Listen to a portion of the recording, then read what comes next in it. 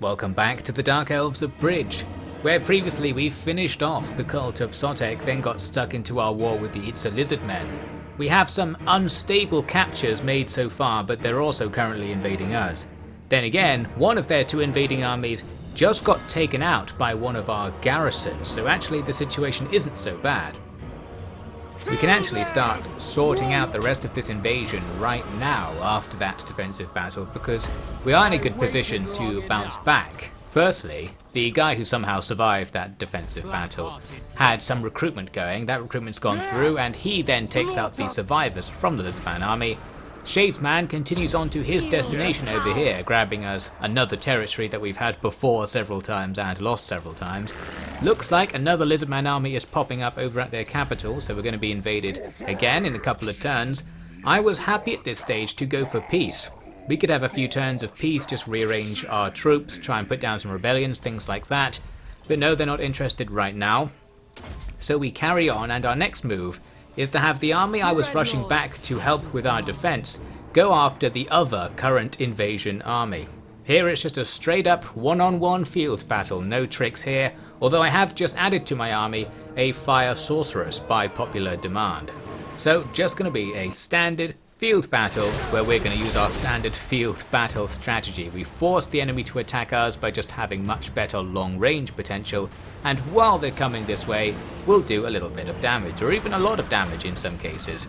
Here in the middle we see the Ripperdactyls, and they're going to be a particular focus of mine in this battle.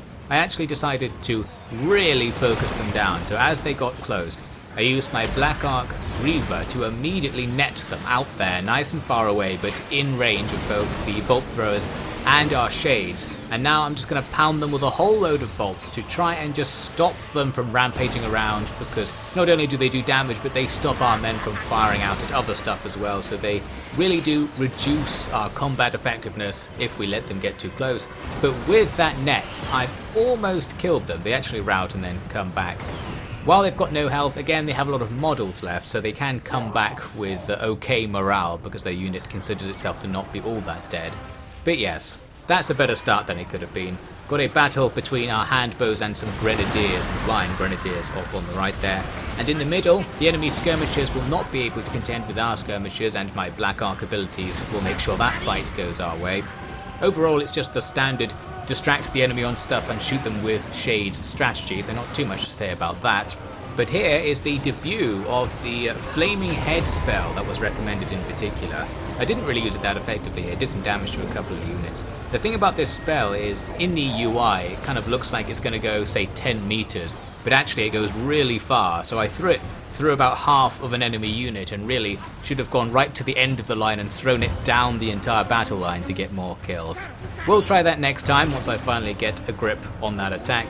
For now, this battle looks like it's going to be won. The enemy are doing some damage to us, and some of our sacrificial units are going right down, but that is just the price we pay for keeping our shades alive and keeping the damage coming out.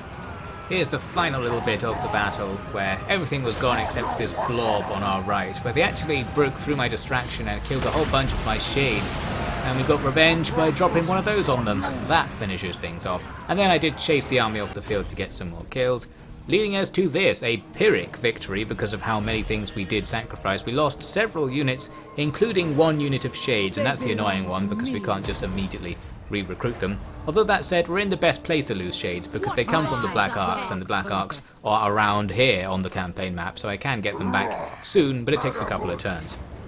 Anyway, I do go on and attack the survivors. So there we go, the Lizardman invasion is completely wiped out, and overall we only lost a few units, so good stuff, a good trade. Now maybe we can go back and counter-attack.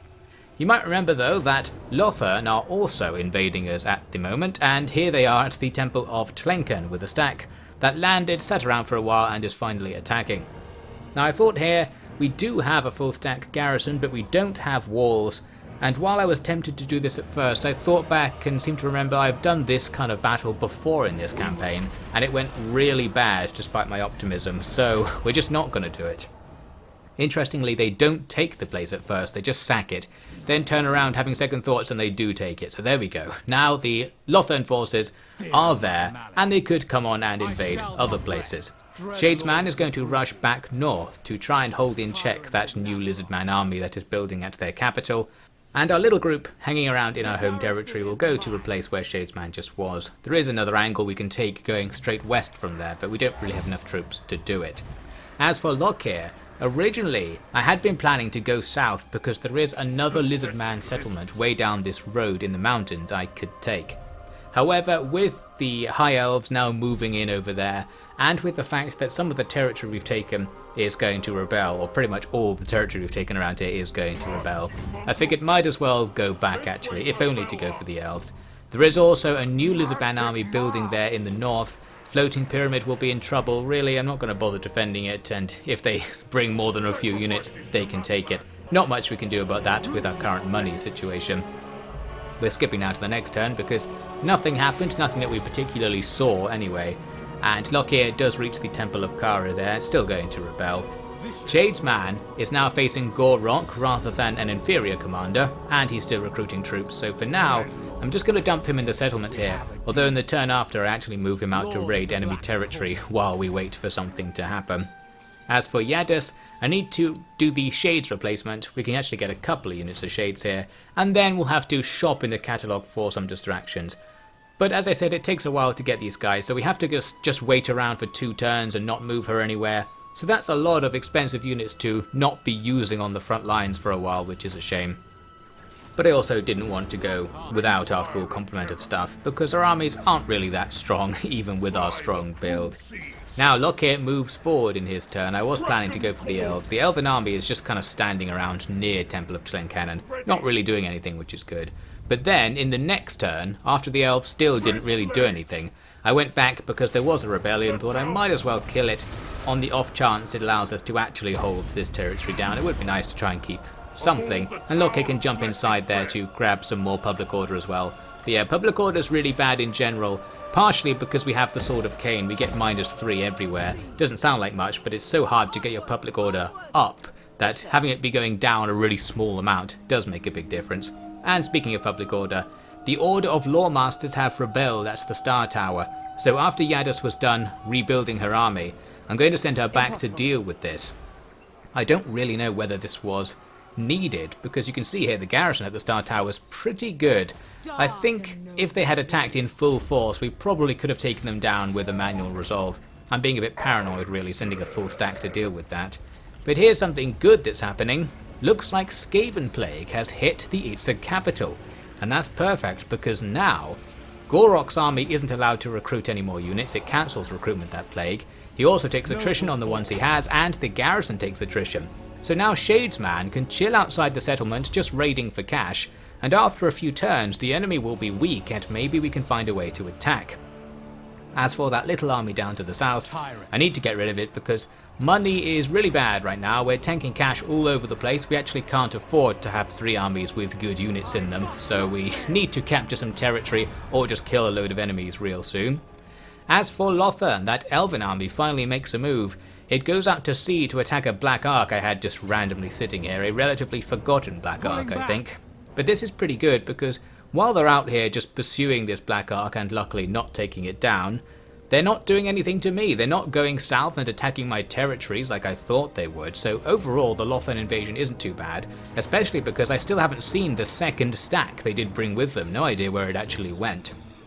However, at Floating Pyramid, the little army we saw building up here does come over and attack. They don't have that much stuff, but they do have a Ripidactyl. The rest of their stuff isn't especially impressive. And I thought, you know what, I do have a few units here. Let's try and do a small battle and actually get out of this one. It begins with the Ripidactyls ripping into us, as you might imagine, but that was planned for. That was always how it was going to start. Now, while they kill us, our Dark Shards get to work. We need to see if we can bring these guys down. Not going to be as easy as with like 10 units of Shades and Reaper Bolt Throwers, but we can still do damage. Plus, the Rippers do lose a bit of health in the melee because our men sometimes hit them back, maybe, when they're not being flung all over the place. So yes, everything focuses them down for a while, and because they attacked early, we do have some time where we can shoot just at them and it doesn't really matter, we're not missing chances to shoot at other things instead.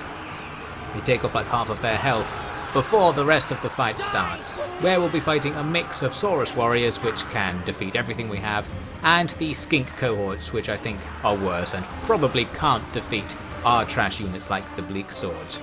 The idea will be, of course, to get our dark shards to win this fight for us.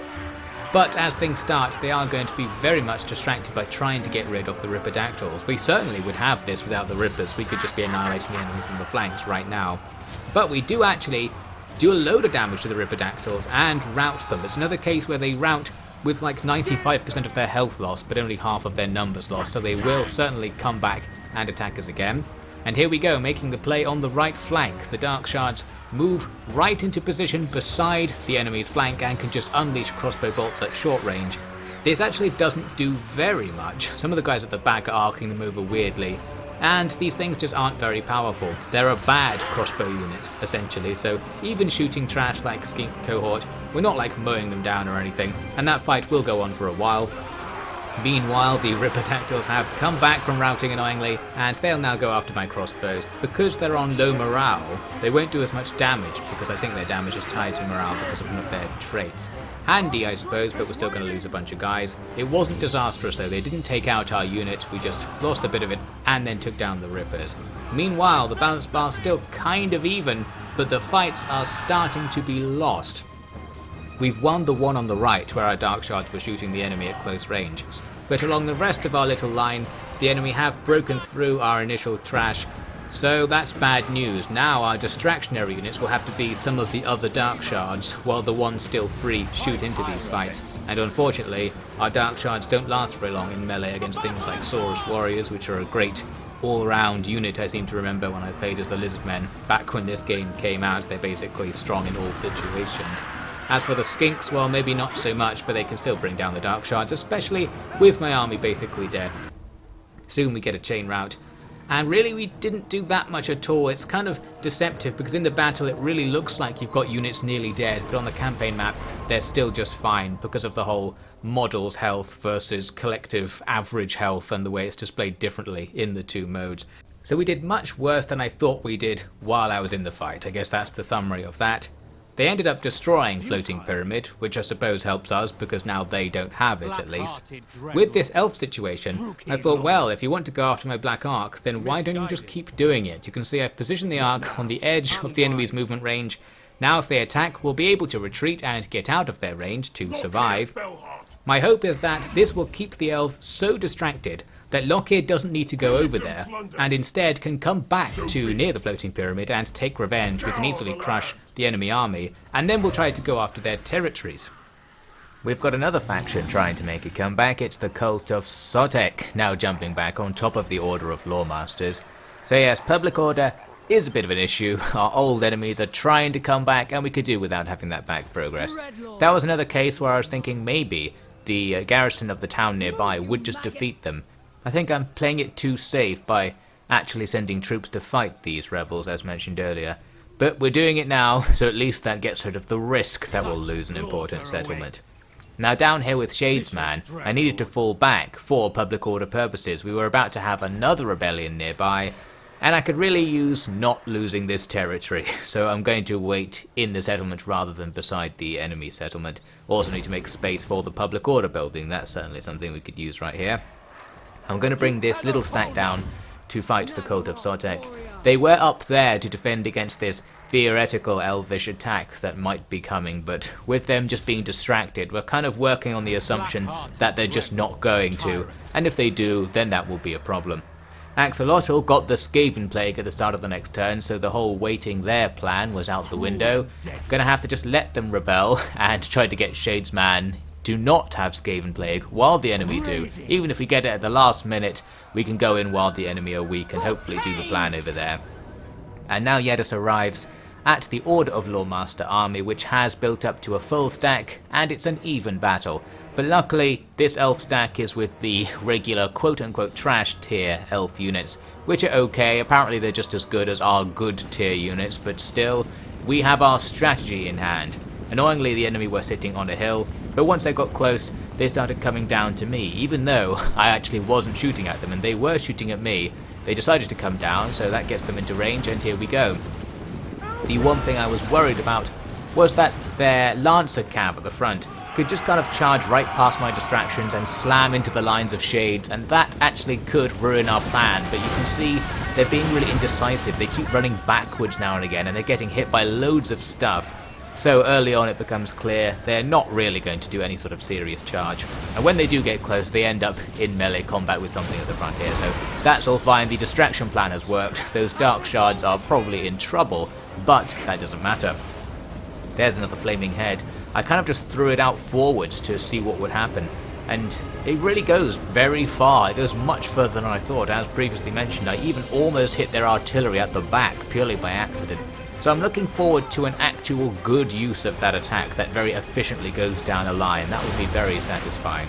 Anyway, the enemy are doing their thing, and you can see on the balance bar we've already killed like half of their strength so far in this battle. So the plan is working, and with the Black Arc abilities also slamming the enemy now that they're kind of stuck in melee and we can reliably know where they are, we are in business.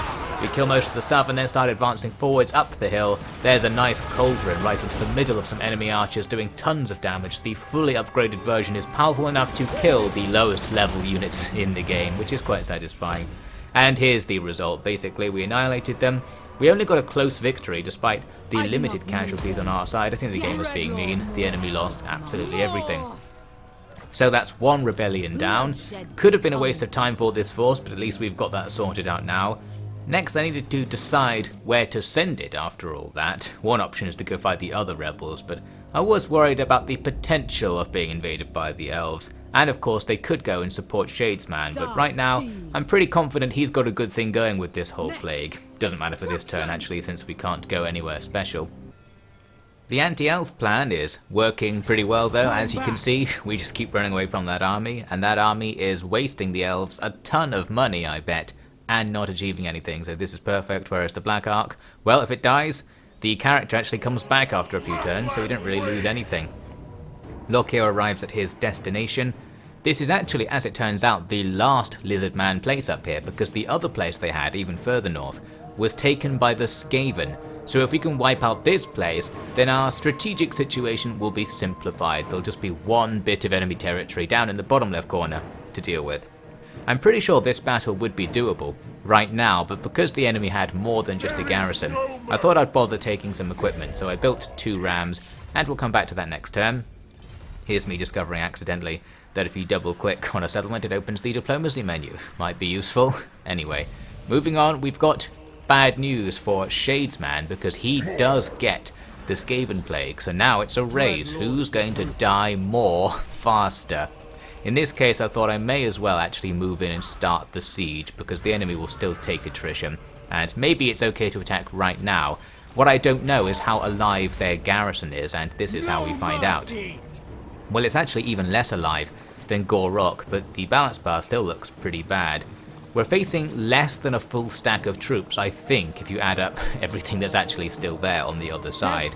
But it's not a very good situation, so again I thought I'll make some siege equipment, plus the enemy are still dying. Now that both sides are dying, this is less of an advantage, but we'll see what happens with that.